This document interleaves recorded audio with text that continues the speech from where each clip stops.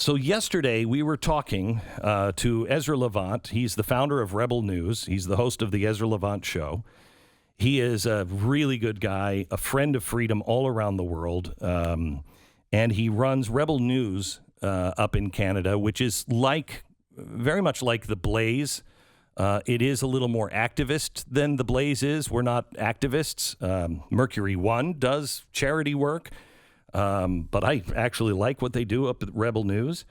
And he told me yesterday something that I have a hard time believing, but we have the video now to prove it. And I want to have him take us through all of these video clips where the police are harassing his reporters and have taken one of them and threw him in jail. Ezra, welcome to the program.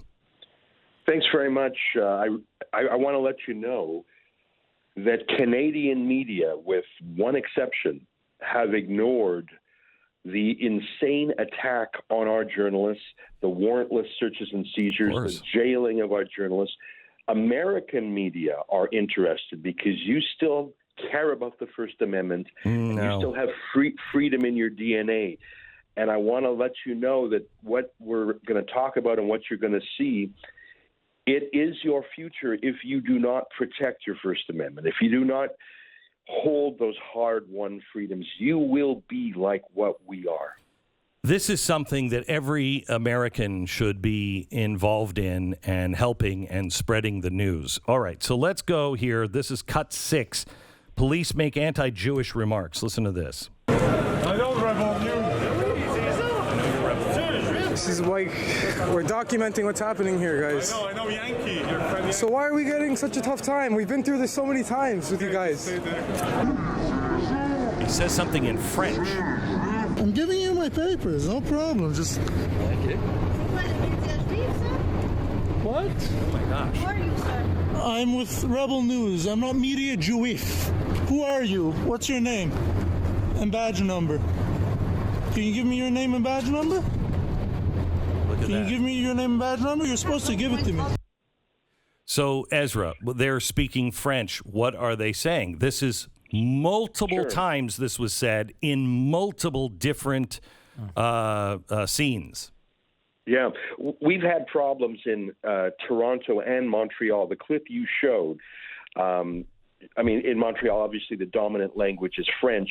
We have a reporter there who happens to be Jewish, and he would go out and report on the lockdown because Montreal has an 8 p.m. curfew, if you can believe it.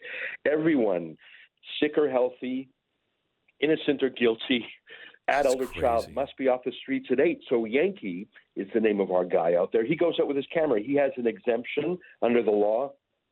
He reports on the police, and they start harassing him. They've given him thousands of dollars in tickets, even though he's exempt, and they start calling him Jew media. You're the Jew. You're the Jew. And I think, well, maybe there's a problem in translation, but then that's what they say to all our people, even those who are not Jewish. We sent more and more reporters there because we realized there's a big problem there.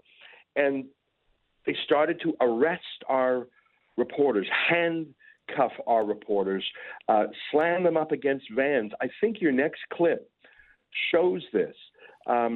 This is Rebel News reporters arrested. Clip 7, please. Okay, I see the police going in. They come right in for one guy. It's like a big Antifa kind of thing or something. It doesn't look violent, but some kind of protest. Hey, what's going on? Hey, I'm media. Hey, what's going on? Are you detaining me? Don't fight back! Don't fight back! He identifies as media, and they don't care. I'm not in a crowd. I'm not in a crowd of 20, though. Okay, look. Why? My colleague is detained. I have to stay. Let's go. I'm on public property. No, man, put your mask on. I'm not in a group of 20, though. Hey, toi, c'est trottoir. Hey. I'm not in a group of 20. What? Okay, keep walking. You want to take care or not? That's fine. Okay, but go. Keep walking. Okay, so Ticket's tell fine. me what... Stay on the sidewalk. Let's go. Sure. That's a peaceful anti-lockdown protest. That's in Montreal. Okay. They have such a heavy lockdown, so it was a peaceful protest. There was no violence. you may have seen people wearing masks in the crowd, but that's because it's mandated to wear a mask there. But our reporters were pulled out of the crowd and arrested, handcuffed, slammed against the van because they had cameras pointed at the police. And you saw that one fella in the toque, the hat, who was on the sidewalk doing absolutely nothing, but because he was filming, they pulled him in, thousands and thousands of dollars worth of tickets, manhandling them. So this weekend, we said, that's enough. We're going to send half our team. So we sent 17 reporters and other staff from our head office to Montreal.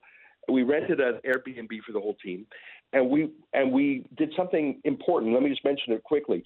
We hired 3 Montreal-based lawyers to brief our team on the laws, because Montreal's a little different, the language is a little different. So we had a 1-hour briefing with all our staff. Here's the do's and don'ts. What are the mask laws? What are the gathering laws? So we were completely briefed, and we went one step further. As we went out into the streets, Glenn, we had a top Quebec Francophone criminal lawyer walk with us. We literally had our criminal lawyer with us to observe, to give us guidance, and in case there was any bad interactions with police, we didn't have to phone him. He was an arm's length away. So we did that on Friday night in Montreal. It was very successful. We engaged with police, but there were no harassment of us. Maybe it's because we had lawyers with us. So Saturday morning, we wake up, we're having breakfast in our Airbnb, a completely legal Airbnb. It happened to be a houseboat tied up at the pier, which is sort of cool, but it's just an Airbnb. And then all of a sudden, police come to the front gate of the houseboat and say, let us in. Okay, so now here's Ezra and his team on board this houseboat, if you will, that they had rented, an Airbnb, and the police show up and try to get onto the boat without a warrant. Here's this audio and video. Any responsible on that boat? Is there any responsible on that boat? Nobody?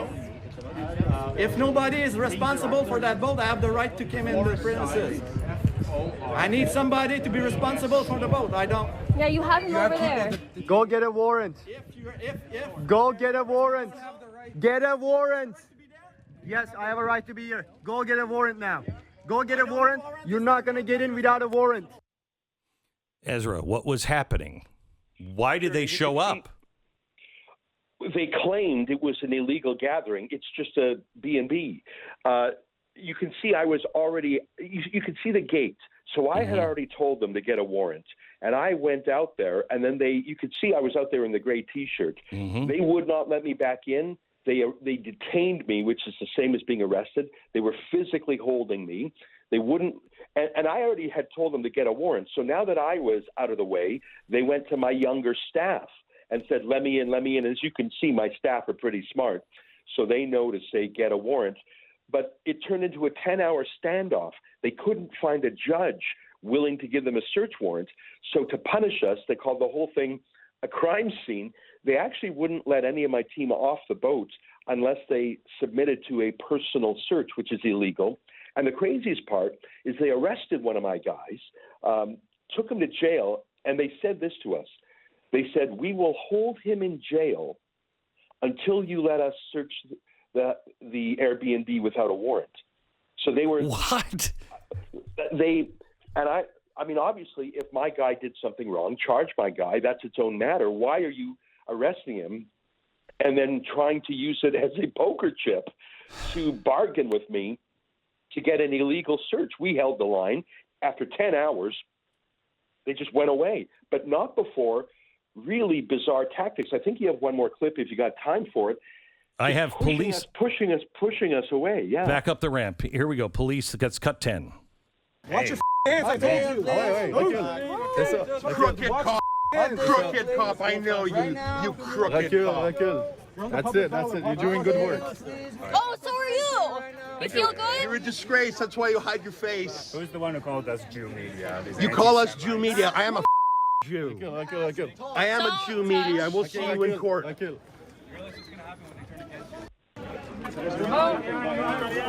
They called us Jew media. These crooked bigots, when they came to our reporters, they called us Jew media. They asked if we were Jews. They're anti-Semitic, crooked, and corrupt. Shame on them, these wicked men and women. You're a disgrace. All right, so Ezra, we're seeing... I was mad. I was mad, Glenn. And when you have a team of 20, 30 cops, and by the way, look at that, 100 people gathered, and they were hurling even worse insults to the cops. I think the cops are despised in Montreal by the left and the right. It is widely known as the most corrupt police force in Canada. Someone said, are you filming a movie? Why are there 50 police here? They couldn't believe it was just because we had a houseboat. Look, I don't think that anti-Semitism is their primary motivation. No. Because really, I was Jewish, but we have Muslim team members, Christian team members. They just hate the fact that we were pointing a camera at what they were doing. And what can we do? They had the guns. They had handcuffs. They were pushing us. All I could do was express my outrage. We will sue them, Glenn. I was very mad in the moment, and I remain very mad now, not at the individuals themselves so much, but at the fact that justice is falling, and I can see it in my eyes. Warrantless illegal searches, harassing our people, falsely declaring things crime scenes, extorting us to let us on the boat or they won't let our guy out of jail, pushing us around. And yeah, the Jew media part is the icing on the cake. But this is deeply troubling to me, and it's a trend I see across Canada, Toronto, Montreal, Edmonton, and Canadians are asleep.